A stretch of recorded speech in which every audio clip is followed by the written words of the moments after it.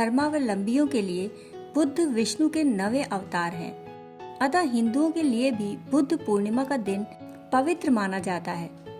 वैशाख पूर्णिमा को बुद्ध पूर्णिमा भी कहते हैं। यह गौतम बुद्ध की जयंती है और उनका निर्वाण दिवस भी। इसी दिन भगवान बुद्ध को बुद्धत्व की प्राप्ति हुई थी। आज बौद्ध धर्म को मानने वाले विश्व में 50 करोड़ से अधिक लोग इस दिन को बड़ी धूमधाम से मनाते हैं।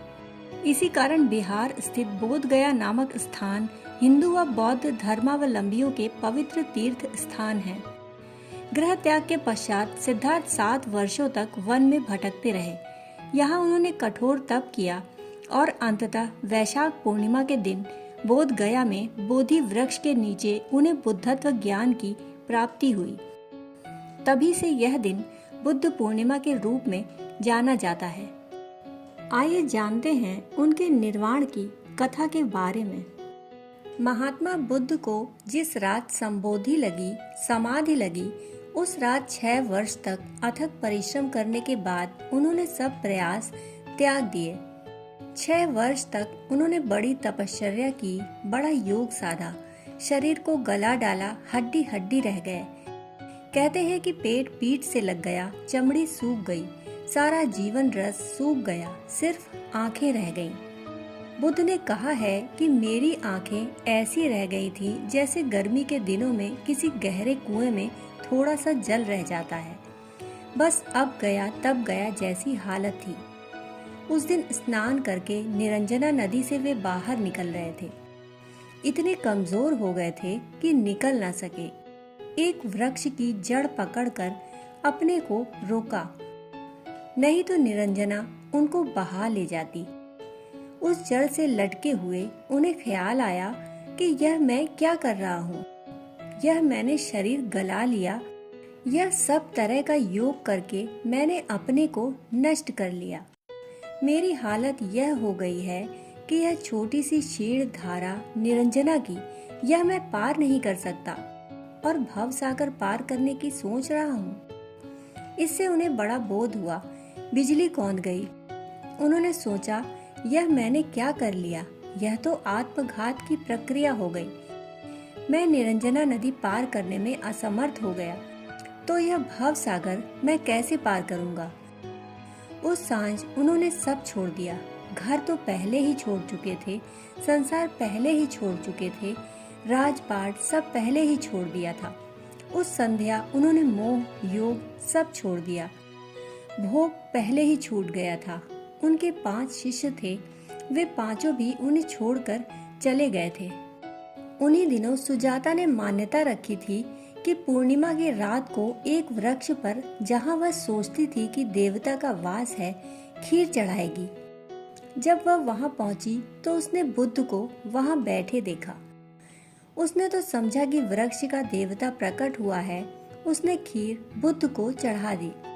उसने स्वयं को सौभाग्यशाली समझा। उसने समझा कि उसने वृक्ष के देवता को खीर चढ़ाई, परंतु बुद्ध तो सब त्याग कर चुके थे, तो उन्होंने खीर स्वीकार कर ली। कोई और दिन होता तो वे स्वीकार भी न करते। उस रात वे बड़े निश्चिंत सोए। बुद्ध पहली बार निश्चिंत सोए। न संसार बचा, न मोक्ष बचा। कुछ पाना ही नहीं था तो अब चिंता कैसी। चिंता तो पाने से पैदा होती है, जब पाना हो तो चिंता पैदा होती है। उस रात कोई चिंता न रही, मोक्ष की भी चिंता न रही। वह बात भी उन्होंने छोड़ दी। बुद्ध ने कहा, यह सब व्यर्थ है। न यहाँ कुछ पाने को है, न वहाँ कुछ पाने को है। पाने को कुछ है ही नहीं। मैं नाहक ही दौड़ में परेशान हो रहा हूँ। अब मैं चुपचाप सारी यात्राएं छोड़ देता हूँ। वे निश्चिंत सोए। उस रात उन्होंने अपने जीवन को जीवन की धारा के साथ समर्पित कर दिया। धारा के साथ बहे, जैसे कोई आदमी तैरे ना और नदी में हाथ पैर छोड़ दे और नदी बहा ले चले। उन्हें खूब गहरी नींद आई। सुबह आंख खुली तो उन्होंने पाया कि वे समाधिस्थ हो गए। रात सुजाता जो मिट्टी के पात्र में खीर छोड़ गई थी, वह पात्र पड़ा था। बुद्ध ने वह पात्र उठाया। वह निरंजना नदी के किनारे गए। उन्होंने कहा, मुझे लगता है कि समाधि फलित हो गई है। पहली बार मुझे ज्ञान हुआ है, मैं अपूर्व ज्योति से भरा हूँ। मेरे सब दुख मिट गए। मुझे कोई चिंता न रही, मुझे कोई तनाव न रहा। मैं ही नहीं रहा, मैं समाप्त हो गया हूँ। मुझे तो पक्का अनुभव हो रहा है कि मैंने पा लिया, जो पाने योग्य है मिल गया। उन्होंने सोचा कि यह करोड़ों करोड़ों वर्षों में मिलने वाली समाधि मुझे मिल गई, मगर मैं प्रमाण चाहता हूँ। मैं अस्तित्व से सबूत चाहता हूँ कि ऐसा मुझे लग रहा है कि मिल गई, परंतु प्रमाण क्या है। यह जानने के लिए उन्होंने वह पात्र निरंजना में छोड़ा और कहा कि यह पात्र अगर नीचे की तरफ न जाकर नदी में ऊपर की तरफ बहने लगे तो मैं मान लूंगा कि मुझे संबोधि हो गई। बुद्ध ने देखा और नदी के किनारे जो मछुआरे मछली मार रहे थे, उन्होंने भी चौंक कर देखा कि वह पात्र नदी के ऊपर की तरफ बहने लगा, तेजी से बहने लगा और जल्दी ही आंखों से ओझल हो गया। यह कहानी बड़ी प्रतीकात्मक है और बड़ी अर्थपूर्ण है। उस रात बुद्ध ने अपने को छोड़ दिया नदी की धारा में बहने को। जब बहने को पूरा छोड़ दिया तो दूसरे दिन नदी ने भी प्रमाण दिया कि अब तुम ऊपर की धारा में भी जा सकते हो। तुम तो क्या, तुम्हारे हाथ से छोड़ा हुआ पात्र भी ऊर्ध्वगामी हो जाएगा। यह अध्यात्म है, यह अध्यात्म का मूल आधार है। यदि हम उतर जाएं संसार में पूरे भाव से, समग्र भाव से, सब छोड़कर, झगड़ा नहीं, झंझट नहीं, कलह नहीं, सिर्फ होश रखते हुए जीवन में उतर जाएं, तो अचानक हम एक दिन पाएंगे कि हमने तो नीचे जाने के लिए समर्पण किया था, परंतु हम ऊपर जाने लगे।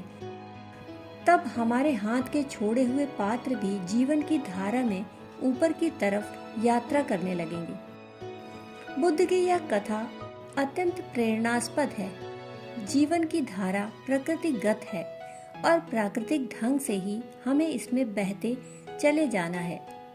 जीवन की यह धारा कर्म की धारा है। कर्म हमें बहाता है। सत्कर्म जीवन की दिशा को अपने लक्ष्य तक ले जाता है। जीवन देवता के महान उपदेशक बुद्ध का संदेश है कि हमें सत्कर्म करते हुए आगे बढ़ना चाहिए। दोस्तों, कहानी सुनने के लिए आपका बहुत बहुत आभार। फिर मिलते हैं ऐसी ही कहानियों के साथ। तब तक के लिए धन्यवाद।